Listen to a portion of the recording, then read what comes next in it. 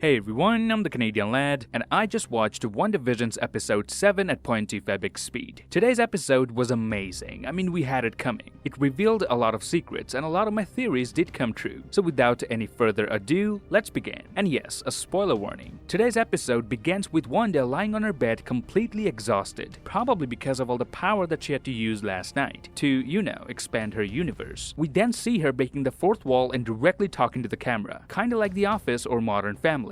But notice Wanda is casually saying she intentionally expanded the borders of the world we created. Expanding the borders of the false world we created. She didn't say I created but we, foreshadowing Agatha's involvement in the whole process. The twins then come running to their mother because the hex is glitching. But notice Wanda's blanket has the same hexagon pattern as we've been seeing in the entire show. And here Billy says something that is really the first crucial point of this episode. My head feels weird. It's like really noisy. He was hearing loud noises in his head because his power makes him super aware of his surroundings. So keep in mind, Billy was having issues with all these noises in his head. I'll explain it in a few minutes. Wanda finally comes downstairs to have her breakfast, and the hex was still glitching. But notice even the plates on her kitchen represent the colors of Wanda and Vision's when they use their powers. And the cereal on her hand is called Sugar Snaps, which doesn't exist in the real world. So it's probably a reference to Thanos and his snap, which caused all this mayhem in the first place. And when the twins were fighting over a remote, Billy says to Tommy that he always gets the remote first.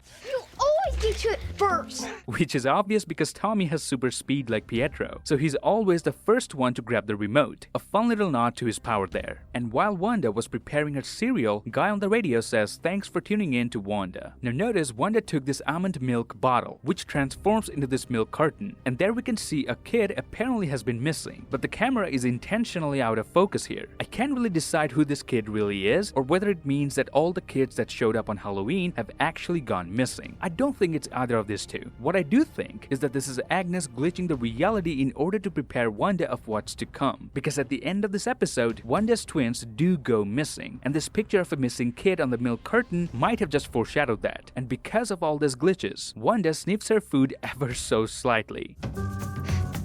Then comes the intro, which is a perfect mix of The Office and Modern Family. But if you slow it down, you'll notice some cutout magazine letters spelling I know what you're doing, Wanda. And cut to the real world. SWORD has now set up a temporary base 8 miles outside of Westview. We come to know that the broadcast signal is no longer there, so nobody from the real world can see what's happening inside. And the way this agent looks at Hayward kinda tells me that she blames Hayward for all this mess. Had Hayward not been so stubborn, perhaps so many of the SWORD agents wouldn't be acting as clowns now. Which brings us to Vision, who slowly opens his eyes and finds a circus where SWORD's base used to be. And we see Darcy, who has now become the escape artist, and still chained, just like she was at the end of episode 6 when Wanda was expanding the hex. And this officer, who didn't get Darcy her coffee, is now wearing a leopard print unitard. Vision asks Darcy if she remembers him from last night, but she apparently has no memories of the real world. And over here the twins are asking Wanda what Uncle Pietro really meant when he talked about re-killing their father. But Wanda very strongly says he's not your uncle. So she pretty much knows at this point that this is not the same Pietro. Suddenly Agness rings the doorbell and Wanda just opens it using her power. Seeing Wanda acting all weird, Agness gives a look at the camera, almost like Jim from The Office. Agness offers to take the twins home in order to give Wanda some alone time, which has to be what Agness was after all this time. And notice what Agness says here. I do have a suspicious mole on my back that I just can't see. Agness's mention of her mole is a strong hint of her being a witch, because witches' marks were commonly believed to include moles, skin tags, and insensitive patches of skin. But right after Agness leaves with the twins, the hex starts glitching even more than before. And notice Wanda was watching Westview 9, and the news is apparently about a soccer match, which makes sense because Wanda is from Europe, and soccer over there is one of the most popular sports ever since its inception. So she must have watched it growing up, which resulted into her bringing this inside this fake reality. In the real world, Agent Wu and Monica come to know Director Hayward's actual plan. He wasn't trying to decommission Vision, he was trying to weaponize him again, but nothing he did worked. He couldn't bring Vision back online until Wanda stole his corpse. So some way or the other, Director Hayward must be really happy that Wanda did whatever she's doing, because now all Hayward has to do is get Vision out of Westview safely, and he will have a fully functional android to work with, because the toughest part of bringing him back online is already done by Wanda. Monica then gets the vehicle she needed in order order to enter Westview, and she got this vehicle through this military lady called Goodner, who used to work with Monica's mother, Maria Rambeau. She asks Monica if all the specs are okay, and by this she meant all of the specs that Darcy theorized Monica would need to enter Westview.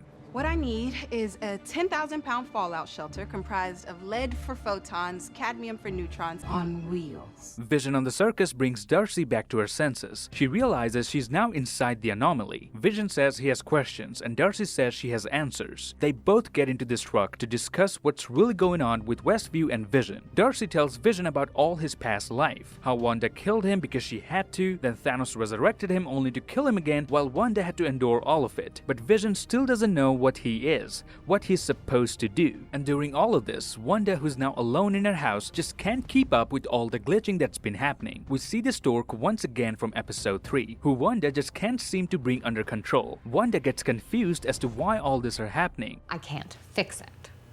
But here comes the first WTF moment of this episode. The guy behind the camera speaks up and says maybe you can't fix anything because you deserve all this. Do you think maybe this is what you deserve? You're not supposed to talk. Which absolutely shocks Wanda because that's not in the script. Nobody should be speaking from behind the camera. But at the end of the episode, we do come to know why this happened. So I'll talk about it in a minute. And then another weird commercial. But this time it's about Wanda and her mental health. The fact that she got depressed after losing Vision in Infinity War and creating this fake universe just to be able to live happily with her family. All of this are addressed in this commercial. But notice this antidepressant pill is called Nexus. In the comics, Wanda is a Nexus being, which means she's the same person in all multiverses. I could be wrong here, but I think that's what the commercial was hinting at. Also in the comics, the TVA monitors the Nexus beings, so a potential connection to Loki. So this ad is a clear reference to Nexus of all realities, a doorway into all possible realities within the Marvel Universe, often associated with the Man-Thing. The Nexus was previously mentioned in Thor: The Dark World, in the Blackboard of Eric Selvig. Nexus being a portal to other dimensions would explain how X-Men's Quicksilver was used. And notice there are many side effects of this medicine, one of which is feeling more depressed. Unironically though, some medications do that. Some antidepressants make users so much worse that they end up hopelessly suicidal, more so than they were before. And some users even take their own lives while on them. So this looks like a very important commercial. And yes, at one point in today's episode, we do see Wanda taking some pills. So this might be Agatha's way of controlling her. Cut to Agness's house, where the twins are now talking to Agness. Billy says, I like it here. It's because it's quiet. You're quiet, Agness. So Billy says he likes it here because it's all quiet, even Agness herself, who is quiet on the inside. Now Billy is saying all this because previously he was hearing noises in his head, which gave him a nasty headache from all the mind reading. But now he's unable to read Agness's mind, in fact anything really, almost as if Agness's house is protected from all of Westview. So all this quietness is what Billy was looking for, and that's why he likes it here. But that is also why everything starts getting creepy again. The fact that Billy can't read Agness's mind, neither can he hear anything from outside the house, foreshadows that there's something wrong with Agness. Monica is now preparing to enter Westview in her space suit, but initially I thought, oh, they're just putting her in a white suit, probably a visual nod to her character in comics. But I dropped my shit when I saw this. After a failed attempt with the rover, which got turned into half vintage and half modern tech, Monica now decides to enter Westview without any vehicle. But as soon as she enters the Hex, we get to see how it really feels to go through that energy barrier. It's extremely painful and difficult, but Monica was able to bypass it because of her newly gained superpower. And notice we can also see how she reacted when she got sucked into the Hex for the first time. This is how she was dressed up when she got pulled for the first time. This is what she became after entering the anomaly, aka Geraldine. And this is what she's currently wearing. Almost as if multiple versions of herself are coexisting in this energy simultaneously. And because the entire process is painful, she gets flashbacks from her past life. We can hear Maria Rambeau talking to her and even some overlapping voice from Carol Danvers. And we know from the 4th episode that when everyone was coming back from the snap, they were also hearing voices from their past memories. So entering the Hex kinda gives you the same sort of agony as being snapped or coming back from the snap. Once Monica forces herself into Westview, she completely gains her powers of Spectrum. She's now able to perceive the flow of energy around Westview. And can I just say, Tiona Paris looks incredibly amazing with these pale eyes. And her acting throughout the series has just been impeccable. She then runs to Wanda's house, probably unaware that this lady can actually fly now. Vision is still with Darcy learning about his past life and everything about the Avengers. And just like us, Darcy has also been watching WandaVision. Been watching WandaVision for the past week, and the love you two have is real. But here comes some impediments. First, some maintenance workers put up signs and totally blocked their road. Then some teachers were crossing the road with groups of kids. Now Vision assumes Wanda is doing all of this to prevent him from going home. But it wasn't Wanda. It was probably Agness, who wants Wanda to be alone. Monica confronts Wanda and tells her she has to stop whatever she is doing, otherwise Hayward will destroy Westview into pieces. But Wanda throws her out again. But this time Monica, using her power, lands without any problem. But notice this mailman. He has a rabbit logo on his hat, and his shirt says Presto. Agness also kind of flirted with him in episode 2. I'm guessing he's in cahoots with Agatha. He was also leaving Agatha's the moment Sparky was killed, and he made this weird comment to Wanda and the kids. Your mom won't let him get far. He even tells Agatha not to kill the messenger. Stick him up. Don't shoot, I'm just a messenger.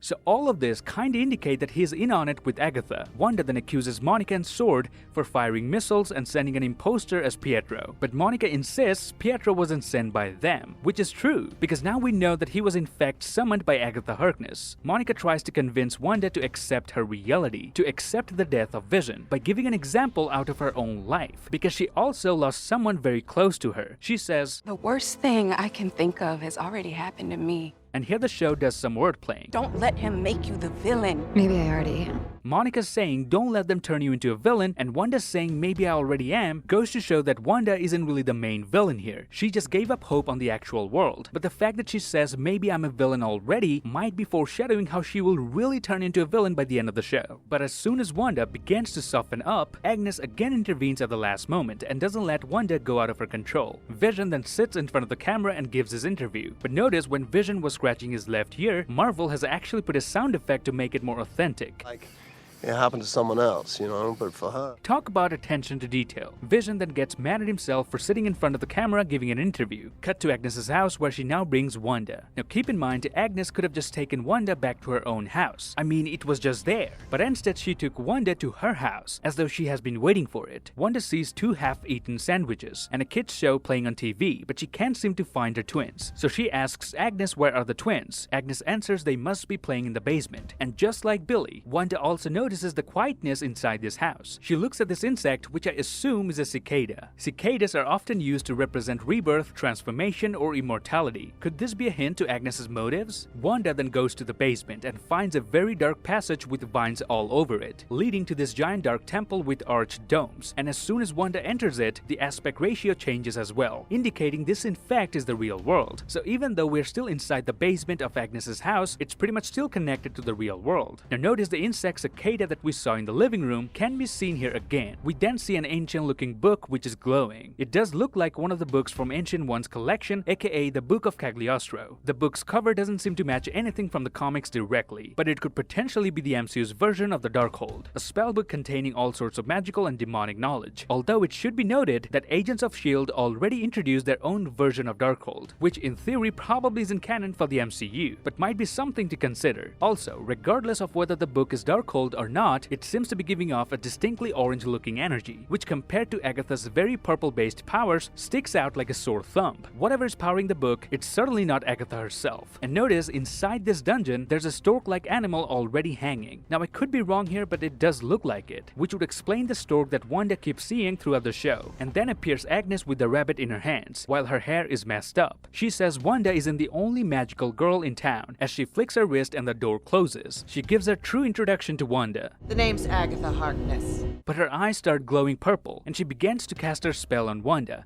getting her under her influence once again. Then we see the intro that reveals almost everything. Of course, Agatha gets her own theme song, and honestly, it might be the best one of the bunch. I'll be singing Agatha all along for days and have no regrets. She usually comes in her actual outfit, but as soon as she has to see Wanda, she transforms herself into whatever era Wanda is in right now. And notice her costume is accurate to what we have seen in the comics. It's a purple gown, and as opposed to Wanda, her magic spells actually look purple as well. Agatha is the one who made all the magic happen in the talent show. And remember how I talked about Mr. Herb glitching in episode 3? That was Agatha's doing as well. And of course, Pietro is all summoned by Agatha herself. She's the one behind the camera, she was pretending in front of Vision, and she's the one who killed the puppy. I mean, what better way to make someone a villain than making them kill a freaking dog? The fact that Agatha said Ralph tells her she sugarcoats is unsettling. Ralph says I sugarcoat things, but She killed a dog and that's not evil enough? That means her husband is even worse. He's gonna be even more evil and darker. And I'm all for it, honestly. And that's how this episode ends. But this time we do get a mid-credit scene. The reason we now have a mid-credit scene is because we're no longer seeing the show from Wanda's perspective, neither from Sword's. With today's episode, the show has truly transitioned into the MCU, and that's why there's a mid-credit scene. That shows Monica, who followed Agatha and Wanda, has actually found a doorway to the basement, and with her powers, she can now see the energy flowing through the vines, which even Wanda couldn't see. But surprise, surprise, here comes, I guess, Evan Peters? I really don't know who he's playing at this moment, which makes it even more exciting. I'd like to believe Agatha brought a Pietro from another dimension, and that's why he looks different. But maybe this Pietro also knows something that Wanda still doesn't know, and I really do hope he appears again in the final episodes and completes his character arc, even if he's a villain. And one thing I found so cute was that Darcy got her moment to beat up the Sword agent.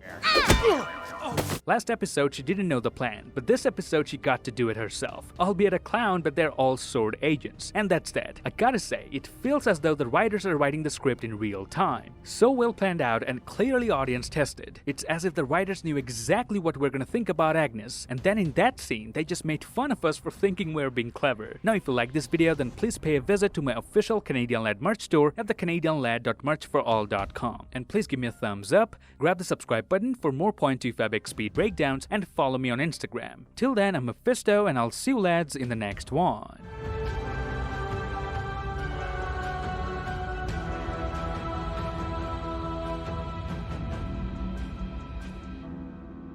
Actually did bite a kid once.